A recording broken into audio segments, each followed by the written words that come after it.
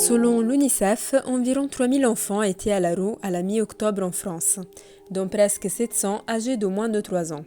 Des associations essayent de pallier l'inaction de l'État. L'une d'entre elles est l'association Utopia 56. À Paris, ces bénévoles se retrouvent chaque soir devant l'hôtel de ville.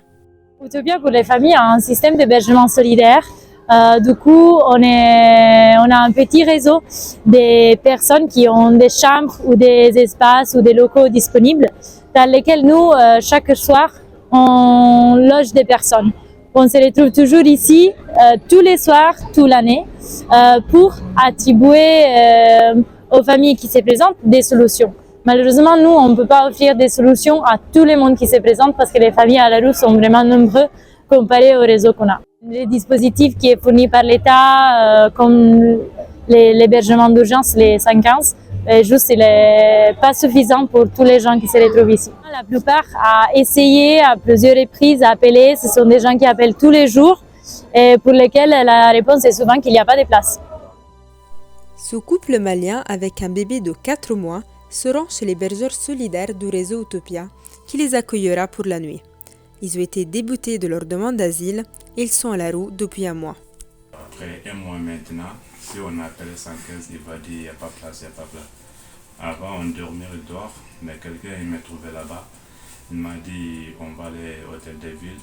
Hôtel de ville, il y a des Utopia là-bas. Il va donner les gens un logement. C'est l'association Utopia qui nous envoie les personnes qu'elle juge prioritaires en fait pour avoir un abri pour la nuit, et ce sont généralement des femmes seules avec enfants. Alors on s'est engagé à faire un soir par semaine et puis parfois ça peut être 2 soirs, voilà. On essaye de faire modestement à notre petite échelle un peu d'aide, mais oui, on pense que c'est extrêmement délétère cette politique menée, qui est une politique de rejet en fait.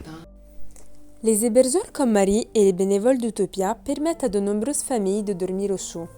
Néanmoins, ces solutions sont insuffisantes et très éprouvantes.